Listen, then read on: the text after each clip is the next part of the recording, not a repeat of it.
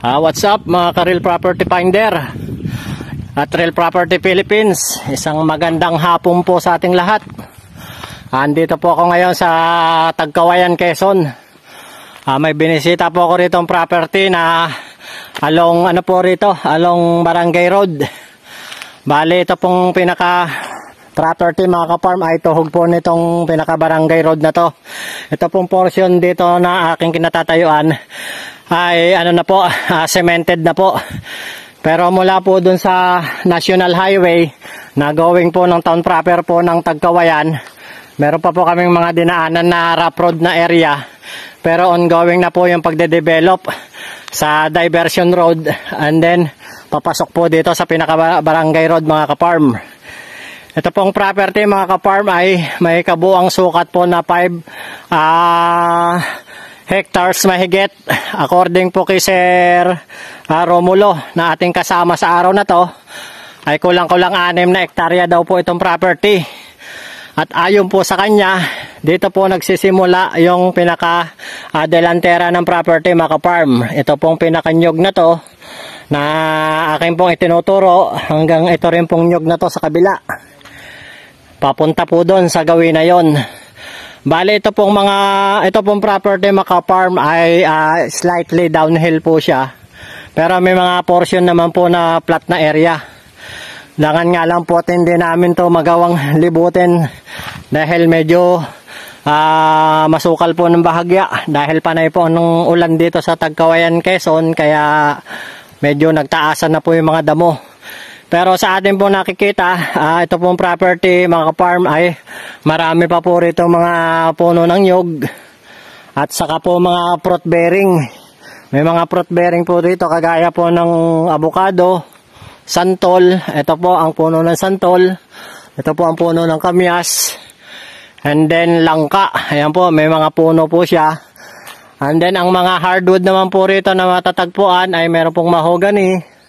Meron pong puno ng batino, saka po bungliw at gemelina. Meron din po ritong puno ng kakao at saka po puno ng dalandan. Kung nyo pong mapapansin, meron po ritong street light sa gilid po nitong nasabing pinaka cemented road. Kaya kung nyo pong mabibili itong nasabing property, ito po, wala pong magiging problema po sa electricity. And then, meron naman pong signal dito ng cellphone, smart po mga ka-farm. And then, ang pinagkukunan po ng tubig dito mga ka-farm, according po kay Sir Romulo, ay galing po sa bukal. At meron daw po sapa doon sa pinakadulo ng property. Bale, ito pong property na to mga ka-farm, kung nyo pong mapapansin, yan po, pa-downhill po siya. Slightly downhill naman po, hindi naman po siya matarik na mahirap po siyang bumaba or makapunta po doon sa pinakadulo. Bale, ito daw pong portion na to mga ka-farm, ito po ang mas malaki at mas malawak ayon po sa ating kasama. Ito po nasa kabila ko po na to. Sir, alin na mas malaki ang area? Ito. Ito po, sorry po. Bale, ito po pala ang mas malawak. Ito pong nasa gawing ko na to. Kung nakaharap po ako dito, papasok po sa barangay, nasa gawing kaliwa ko po. Ito daw po ang portion na mas malaki ng sukat. Bali, hanggang dito po ang pinakahangganan po nito. Bali, ang lot description po nito mga ka-farm ay pahaba. Pahaba po siya at pabuka po doon sa gawing looban. Yan po mga ka-farm, kung nyo po makikita, ayan, may mga puno po dito ng mangga. At meron pa daw po dong mga malalaking hardwood sa loob. Ayun po mga ka-farm, ito po, meron po kayo rito isang kapitbahay na kung nyo nga pong mabibili itong property, meron po dito nang nakatira sa malapit sa property na inyong mabibili. And then kung manggagaling po kayo mga ka-farm sa town proper po ng Tagkawayan, according po sa ating pagtatanong kay Sir Romulo, meron daw pong humigit kumulang pong 40 minutes po na travel time mula po sa town proper po ng Tagkawayan hanggang dito po sa property na binebenta. And then mula naman po doon sa National Highway, dadaan po nga kayo sa ongoing po na ginagawang diversion road. Papasok po dito sa nasabing property. Ay may travel time po na 50 minutes po. Mula po doon sa National Highway hanggang dito po sa property.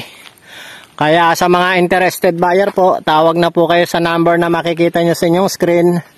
At sa WhatsApp Viber po, at para po sa dagdag katanungan tungkol po sa exact location po nitong nasabing property, tawag lang po kayo sa number namin at sa WhatsApp Viber po. Ito po, according po sa ating kasama, ito pong property mga ka-farm ay nakakapag-harvest pa po rito ng humigit kumulang po 4 hanggang 5 toneladang kabuo na nyog every 45 days po mga ka-farm.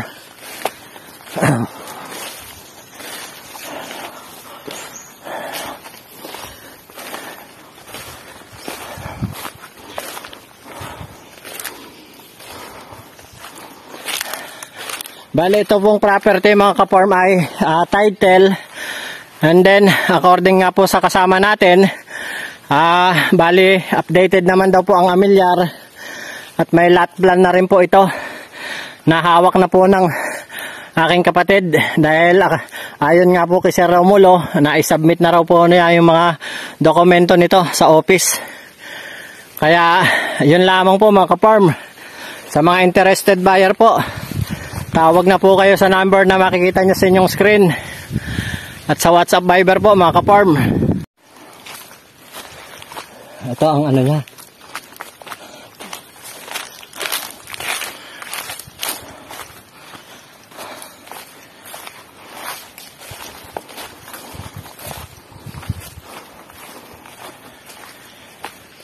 Hanggang dyan po pre.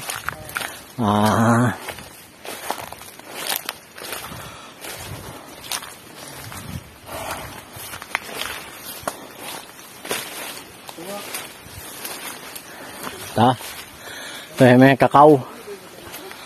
Handang araw po.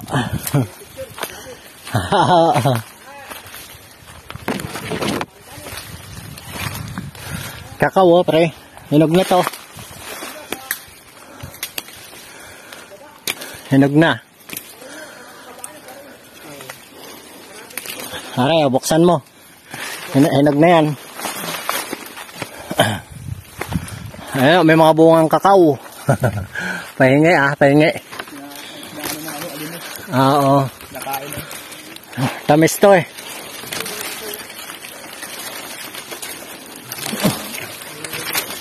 Nilalangga, matamis yan. Ayun po mga ka-farm.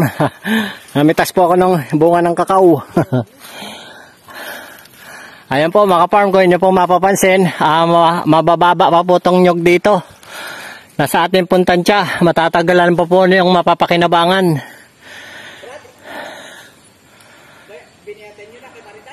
Wala pa, hindi pa.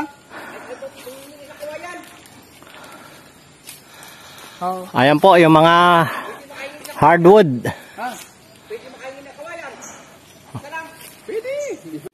Ayan, hanggang doon na po sa may dulo ng ilog ang hangganan nitong nasabing property.